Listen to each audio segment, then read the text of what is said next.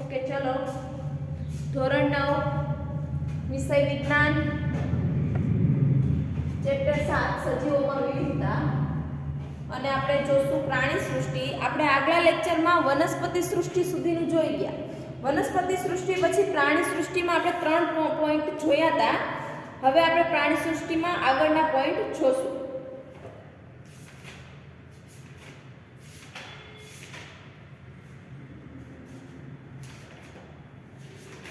ચલો જુઓ, આપણે પ્રાણી સૃષ્ટિમાં જે 3 પોઈન્ટ જોયા હતા એ 3 ક્યાં હતા? તો કે પૃથુકૃમિ, પેલું તો છિદ્રકાય, કોષ્ઠાંત્રી અને પૃથુકૃમિ. આ 3 પોઈન્ટ આપણે જોયા હતા. આપણે પહોંચ્યા છીએ ક્યાં? તો કે સૂત્રકૃમિ. ક્યાં પહોંચ્યા? સૂત્રકૃમિ. સૂત્રકૃમિ એટલે શું? મતલબ સૂત્રકૃમિ જે પ્રાણી છે એમાં શું વિવિધતા હોય છે, શું અલગ હોય છે? તો કે સૂત્રકૃમિ તેઓ પણ ત્રિગર્ભસ્તરીય પ્રાણીઓ છે. કેવા છે? ત્રિગર્ભસ્તરીય.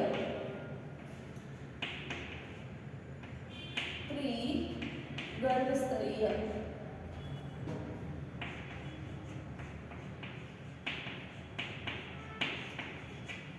ત્રિગર્ભસ્તરીય પ્રાણી છે. ત્રિગર્ભસ્તરીય એટલે શું?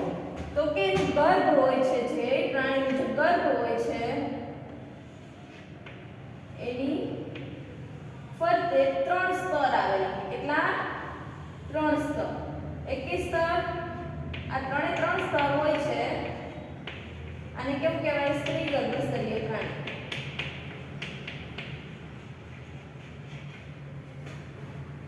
જેના ગર્ભની ફરતે 3 સ્તર આવેલા હોય એને ત્રિગર્ભસ્તરીય પ્રાણી કહેવાય. અને તેઓમાં પણ દ્વિપાર્શ્વક સમમિતિ જોવા મળે છે. કેવી? તો દ્વિપાર્શ્વ.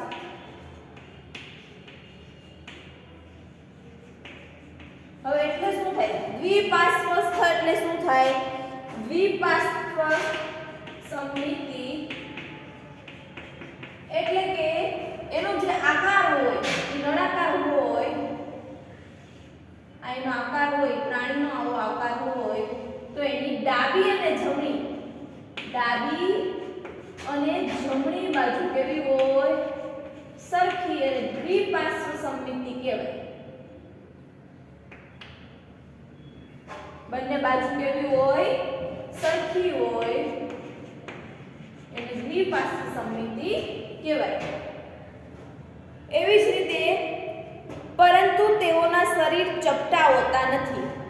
આપણે આગળ જોયું પૃથુકૃમિઓ એના શરીર કેવા હોય? ચપટા હોય. પણ આના શરીર કેવા હોય છે? નળાકાર હોય છે. કેવા હોય છે? નળાકાર. સૂત્રકૃમિ જે હોય એના શરીર કેવા હોય છે? નળાકાર હોય છે. તેઓની દેહ ગુહાને કુટ દેહ કોષ્ઠ કે આભાસી શરીર ગુહા કહે છે. હવે દેહ ગુહા એટલે શું? દેહ ગુહા એટલે કે એની અંદર, શરીરની અંદર, આ જે શરીર છે એની અંદરની જે બધી વસ્તુઓ જે અંદર જે હોય એને શું કહેવાય? આ દેહ ગુહા. આ અંદર જે છે એ બધું શું કહેવાય? દેહ ગુહા. શું કહેવાય? દેહ ગુહા. એટલે કે શરીર ગુહા. શરીર ગુહા પણ કહી શકાય. એ આભાસી ગુહા હોય છે. એટલે કે આપણે દેહ ગુહા જે હોય છે એની અંદર તો કે આવી રીતે કોઈ પણ એક કોષ છે અથવા કોઈ પણ એક વસ્તુ છે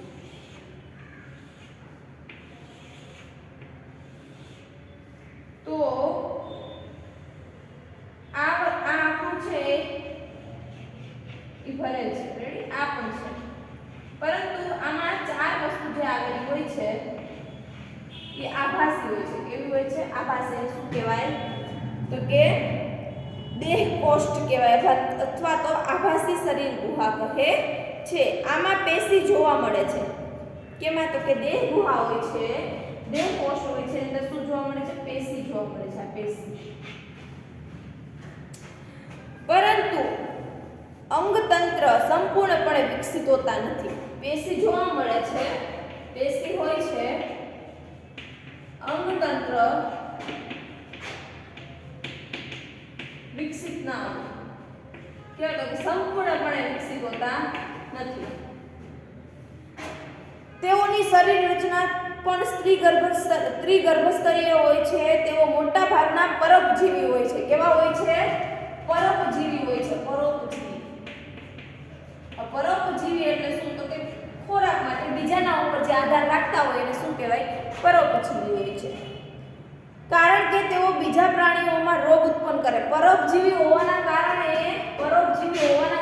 રોગ ઉત્પન્ન કરે છે. બીજા પ્રાણીઓમાં રોગ ઉત્પન્ન કરે છે. પરોપજીવી છે એના કારણે બીજા પ્રાણીઓમાં રોગ ઉત્પન્ન કરે છે. ઉદાહરણ તરીકે ગોળ કૃમિ, હાથી પગાનું કૃમિ, કરમિયા. કેટલાક ઉદાહરણ આકૃતિમાં બતાવ્યા છે. જો તમને કરમિયાનું ઉદાહરણ આવું આવ્યું છે, જો આવું છે કરમિયું. અહીંયા મેં જે ફિગર દઈ ગયું કેવું છે? કરમિયું છે અને વુકેરિયા છે. વુકેરિયા એ બે એના શું છે? આના ઉદાહરણ છે. એના પછી તમે જુઓ શું કહે છે? તો કે નુપુરક. કેવી જાતિ આવે છે પ્રાણીમાં? નુપુરક.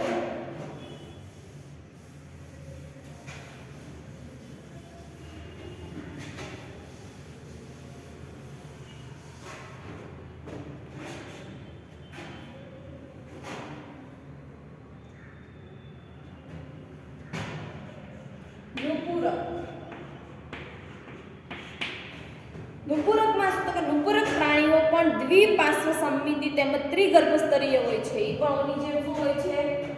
ત્રિગર્ભસ્તરીય.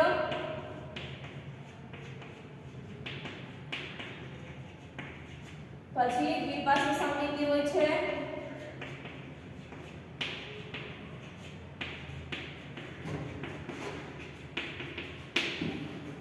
ત્રિગર્ભસ્તરીય હોય છે, દ્વિપાર્શ્વ સમમિતિ હોય છે. તેઓમાં સાચી શરીર ગુહાયુક્ત દેહ હોય છે. ઓમાં કેવી હોય? તો કે આભાસી હતી. આમાં દેહ ગુહા કેવી હોય છે? સાચી. એટલે કે એના દેહ ગુહા કેવી હોય છે? સાચી શરીર રચનામાં નિર્માણ થયેલી. દેહ ગુહા એટલે તો કે શરીરની અંદરનો જે ભાગ હોય એને દેહ ગુહા હોય અને પૂરી રીતે વિકસિત હોય છે. આપણે આગળ સૂત્રભૂમિમાં વિકસિત નહોતી. આમાં કેવી હોય છે? વિકસિત હોય છે. આથી અંગોમાં વ્યાપક ભિન્નતાઓ હોય છે. આ ભિન્નતાઓ તેઓની શરીરના શીર્ષથી પૂંછડી સુધી એક પછી એક ખંડોમાં સ્વરૂપે હાજર હોય છે. જો આ જે હોય છે ને એના એક એક ખંડ હોય છે. તો હું આ આકૃતિ દોરું છું. આ જે અળસિયું છે એ એક એક ખંડમાં વિભાજિત થઈ ગયેલું હોય. ખંડ એટલે આ જે લીટા હોય છે ને, ખંડ પડેલા હોય છે. તમે પેલી ભરવાડો પણ જોઈ હશે કે ચોમાસામાં બહુ ઉભરાતી હોય છે. એના ઉપરની શરીરની રચના જોશો તો તમને ખબર પડશે ખંડથી વિભાજિત થઈ ગયેલી હોય છે. પછી શું કહે છે? ખંડો સ્વરૂપે હાજર હોય છે. નુપુરક એ મીઠા જળ, દરિયાઈ જળ તેમજ સ્થળ જળ પ્રકારના રહેઠાણ ધરાવે છે. તેઓમાં પરિવહન, પાચન, ઉત્સર્જન અને ચેતાતંત્ર જોવા મળે છે. એમાં શું જોવા મળે છે? તો કે પરિવહન, પાચન, ચેતાતંત્ર, ઉત્સર્જન બધું જોવા મળે છે. ઉદાહરણ તરીકે અળસિયું, રેતી કીડો અને જળો. આ ત્રણેય વસ્તુ શેમાં આવશે? નુપુરકમાં, કે જેનું શરીર ખંડ દ્વારા વિભાજિત થઈ ગયેલું હોય છે. તમે આસાનીથી ઓળખી શકીએ નુપુરક છે. એના પછીનું છે સંધિપાદ. શું છે? સંધિપાદ. સંધિપાદ એટલે શું? તો કે આ પ્રાણી જગતનો સૌથી મોટો સમુદાય છે. સંધિપાદ છે એ સૌથી મોટો સમુદાય છે. સૌથી મોટો સમુદાય છે. પછી શું કહે છે? કે તેઓમાં દ્વિપાર્શ્વ સમમિતિ હોય છે. દ્વિપાર્શ્વ સમમિતિ એટલે શું? મેં તમને આગળ કીધું છે. દ્વિપાર્શ્વ સમમિતિ એટલે કે એની ડાબી અને જમણી બંને બાજુ કેવી હોય છે? સરખી. એને શું કહેવાય? દ્વિપાર્શ્વ સમમિતિ કહેવા મળે છે. એને શરીર ખંડમય હોય છે અને શરીર કેવા હોય છે? ખંડમય હોય છે. એટલે કે ખંડમાં વિભાજિત થઈ ગયેલા. આગળ આપણે જોયું ને કે અળસિયાનું ઉદાહરણ કે તમને અહીંયા ફિગર દોરીને બતાવી હતી કે આવી રીતના ખંડમાં વિભાજિત થઈ ગયેલા હોય એટલે શું કહેવાય? ખંડમય શરીર હોય છે. તેઓમાં ખુલ્લા પ્રકારનું પરિવહન તંત્ર જોવા મળે છે. ખુલ્લા પ્રકારનું પરિવહન તંત્ર એટલે તો કે ખુલ્લા પ્રકારનું એટલે કે એના રુધિર જે હોય છે, જે લોહી હોય છે એ ડાયરેક્ટ હૃદયમાંથી બહાર કાઢે છે. હૃદય દ્વારા બહાર કાઢે છે. ખુલ્લા પ્રકારનું પરિવહન તંત્ર.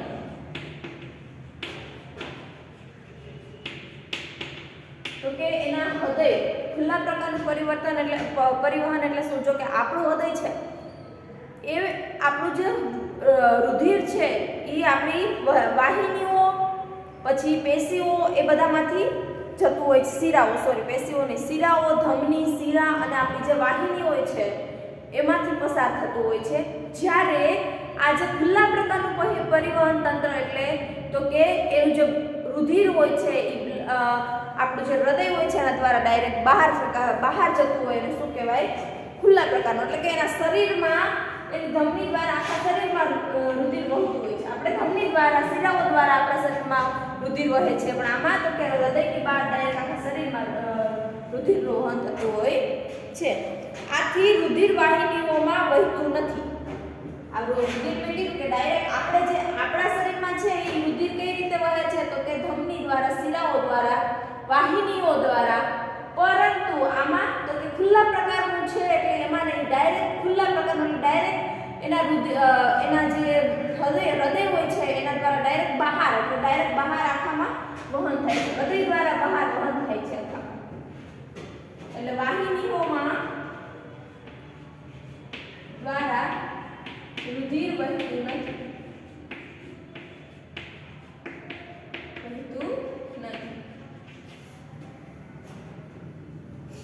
પછી શું કહે છે કે દેહ ગુહા અને શરીર ગુહા રુધિરથી ભરેલી હોય છે.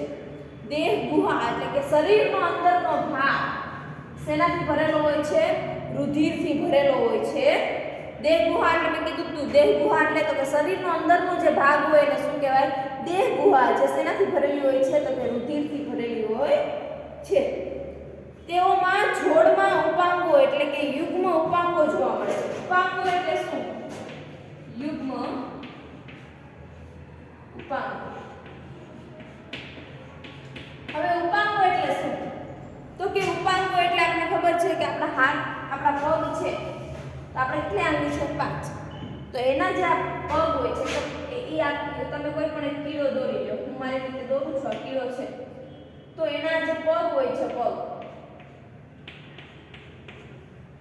એના પગમાંથી આવી રીતના બે આ યુગ્મ ઉપાંગો હોય છે. શું હોય છે? આને ઉપાંગો કહેવાય. આવી રીતે જે આવે એને શું કહેવાય?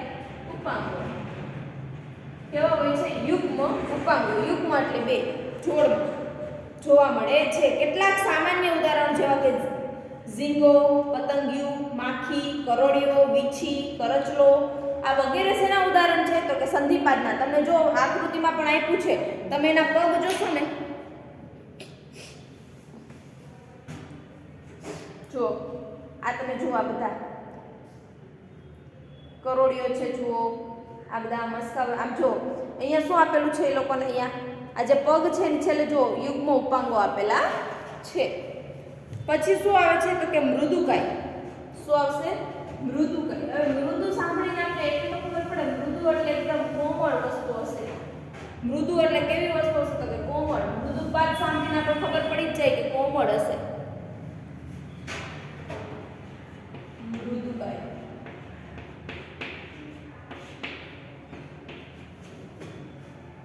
આ પ્રાણીઓના સમૂહમાં પણ દ્વિપાર્શ્વ સમમિતિ જોવા મળે છે. બધામાં દ્વિપાર્શ્વ, તો બધામાં દ્વિપાર્શ્વ એટલે કે ડાબી અને જમણી સાઈડ બેથી જોવો તો બે સાઈડ સરખું જ હોય છે. દ્વિપાર્શ્વ સમમિતિ. પછી તો કે તેઓની દેહ ગુહા નાની હોય છે તેમજ શરીરમાં થોડુંક વિખંડન થાય છે. દેહ ગુહા નાની હોય છે, દેહ ગુહા નાની અને શરીરમાં થોડુંક વિખંડન થાય છે. મોટા ભાગના મૃદુકાય પ્રાણીઓમાં કવચ જોવા મળે છે. શું હોય છે? એનું જે શરીર હોય છે એની ફરતે શું હોય છે? કવચ જોવા મળે છે. પછી શું કહે છે? તેઓમાં ખુલ્લું પરિવહન તંત્ર અને ઉત્સર્જન માટે મૂત્રપિંડ જેવી રચનાઓ પણ જોવા મળે છે. ખુલ્લું પરિવહન તંત્ર મેં તમને સમજાવ્યું. ખુલ્લું પરિવહન તંત્ર એટલે શું? તો કે ખુલ્લું પરિવહન તંત્ર એટલે કે રુધિર હૃદયમાંથી ડાયરેક્ટ બહાર વહેતું હોય છે. ધમનીઓ કે પેશીઓ કે વાહિનીઓ દ્વારા વહેતું નથી. ઉત્સર્જન માટે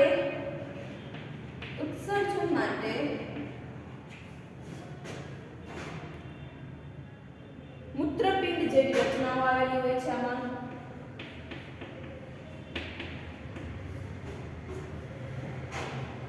તેઓના પ્રચલન માટે મૃદુ પગનો ઉપયોગ કરે છે. તેનો પ્રચલન આગળ વધવા માટે મૃદુ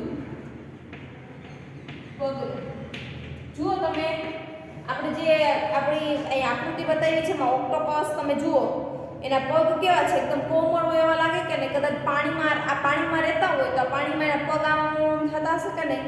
એટલે એ પ્રચલન માટે શેનો ઉપયોગ કરે છે? તો કે મૃદુ પગનો. ઉદાહરણ તરીકે કાઇટોન, ઓક્ટોપસ, પાયલા વગેરે શેમાં આવે છે? તો કે મૃદુકાયમાં. એના પછીનું ઉદાહરણ જોઈએ સૂળત્વચી. કેવું? સૂળત્વચી.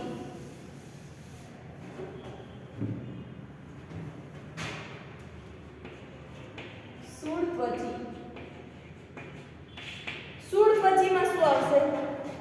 તો કે એક તો એને ઇંગ્લિશમાં શું કહેવાય? આર્કિનોડર્મટા. એકિનોડર્મેટા. એકિનોડર્મેટા એને ઇંગ્લિશમાં કહેવાય છે. એટલે ગ્રીક નામ એકિનોનો અર્થ શું થાય? ગ્રીક નામ એકિનોનો અર્થ થાય કંટકીય નલિકામય રચના. કંટકીય એટલે શું? સૂળત્વચી જે પ્રાણીઓ હોય એની રચના કેવી હોય છે? કંટકીય. કંટકીય એટલે કાંટાવાળું. એની શરીરની ઉપર કેવા કાંટા હોય છે કે આપણે જે લાગે એવા હોય છે. અને ડર્માનો અર્થ થાય છે ત્વચા. એની ત્વચા કેવી હોય છે? ઉપરની. આપણે આજે ત્વચા કેવી હોય છે? કંટકીય હોય છે. આથી આ પ્રાણીઓની ત્વચા કાંટા જેવી સૂળીય રચનાઓથી આચ્છાદિત હોય છે. કેવી હોય છે? કાંટા જેવી સૂળીય રચનાઓથી આચ્છાદિત હોય છે. આચ્છાદિત એટલે આમ છવાયેલું હોય છે. તેઓ મુક્તજીવી દરિયાઈ પ્રાણીઓ છે. કેવા પ્રાણીઓ છે? મુક્તજીવી દરિયાઈ પ્રાણીઓ છે. તેઓ દેહ ગુહા અને શરીર ગુહાયુક્ત ત્રિગર્ભસ્તરીય પ્રાણીઓ છે. દેહ ગુહા આવેલી છે. દેહ ગુહા એટલે શરીરના અંદર ભાગમાં દેહ ગુહા આવેલી છે. ત્રિગર્ભસ્તરીય પ્રાણીઓ છે. તેઓમાં વિશિષ્ટ પ્રકારનું જલ પરિવહન નલિકા તંત્ર જોવા મળે છે. તેઓને પ્રચલનમાં સહાયક બને છે. નલિકા તંત્ર છે વિશિષ્ટ પ્રકારનું જલીય પરિવહન માટે નલિકા તંત્ર જોવા મળે છે. એના પ્રચલન માટે એ ઉપયોગી છે. પ્રચલન માટે કોણ ઉપયોગી છે? તો કે સહાયક બને છે. તો કે નલિકા તંત્ર. તેઓમાં કેલ્શિયમ કાર્બોનેટનું સખત કંકાલ. કેલ્શિયમ એટલે CaCO3. આને શું કહેવાય? કેલ્શિયમ કાર્બોનેટનું સખત કંકાલ અને સૂળો જોવા મળે છે.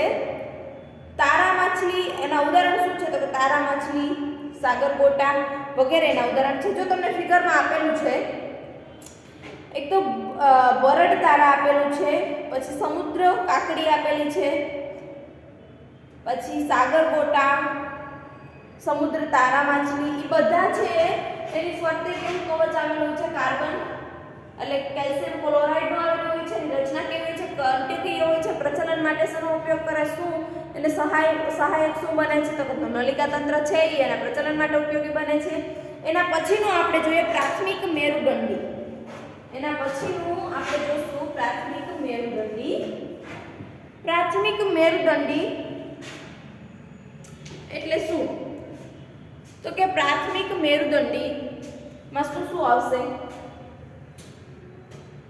પ્રાથમિક મેરુદંડી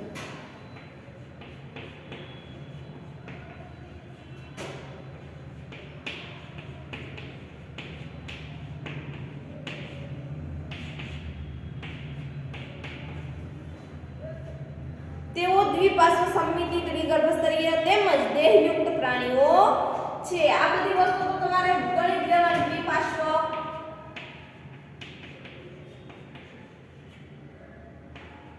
અહીંયા લખી નાખ્યું સમમિતિ ત્રિગર્ભસ્તરીય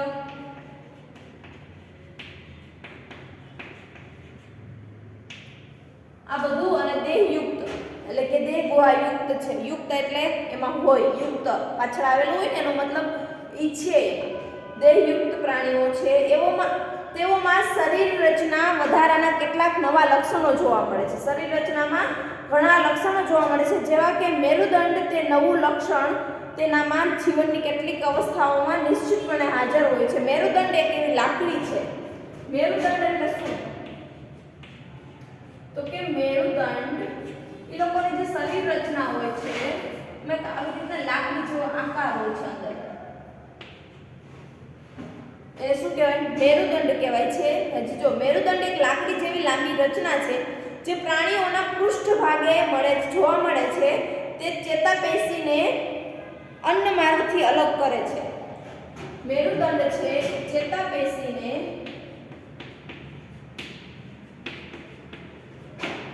અન્નમાર્ગથી અલગ કરે છે.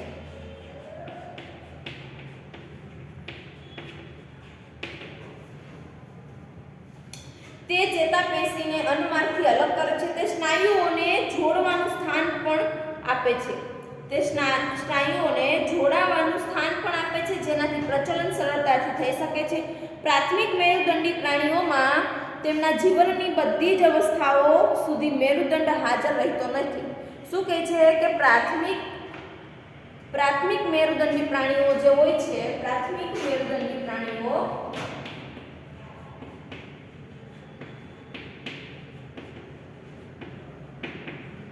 એમાં છેલ્લે સુધી આપણે આ મેરુદંડ જોવા મળતો નથી હાજર. છેલ્લે સુધી એની જીવનની જે અવસ્થા હોય, જ્યાં સુધી રહેવાના હોય તેમાં છેલ્લે સુધી કદાચ જોવા મળતો નથી. જીવનની બધી જ અવસ્થાઓ સુધી મેરુદંડ હાજર રહેતો નથી. તેઓ દરિયાઈ પ્રાણી છે. ઉદાહરણ તરીકે બાલાનોગ્લોસસ, હર્ડમેનિયા, એમ્ફિઓક્સસ આ બધા શું છે એના ઉદાહરણ છે. ચલો આના પછી આવશે પૃષ્ઠવંશી. શું આવશે? પૃષ્ઠવંશી. આપણે આગલા લેક્ચરમાં જોશું. આના પછીના લેક્ચરમાં આપણે જોશું પૃષ્ઠવંશી એટલે શું. જો આમાં તમારે શું કરવાનું છે, આમાં જે અલગ અલગ તમને પ્રાણી સૃષ્ટિ છે, તો પ્રાણી સૃષ્ટિમાં તમને શું આપ્યું છે? તો કે પ્રાણી સૃષ્ટિમાં તમને અલગ અલગ બધા જાતિઓના ઉદાહરણ આપ્યા છે કે આ જાતિ હોય છે તો આમાં આ ફેરફાર હોય છે, આ અલગ હોય છે. એ તમારે યાદ રાખવાના છે બધા જાતિ. તમને એવું પૂછી શકે કે પ્રાણી સૃષ્ટિમાંથી કોઈ પણ 5 ના ઉદાહરણ આપો, સમજાવો. 5 જાતિને લખીને સમજાવો. તો આખી પ્રાણી સૃષ્ટિમાં જેટલી જાતિ હોય એમાંથી તમે જે યાદ રાખ્યું હોય 5 એમાં લખી શકો. એવી રીતના વનસ્પતિ સૃષ્ટિમાં. અથવા તો એવું પૂછે, કોઈ એક અલગ જ પૂછે, એવું કહે કે તમને કે સૂત્રકૃમિ એટલે શું, ઉદાહરણ દ્વારા સમજાવો. તો તમારે સૂત્રકૃમિનું બધું લખી નાખવાનું હોય અને ઉદાહરણ દ્વારા સમજાવી દેવાનું. સમજાણું? ચલો આના પછીનું આપણે આવતા લેક્ચરમાં જોઈશું.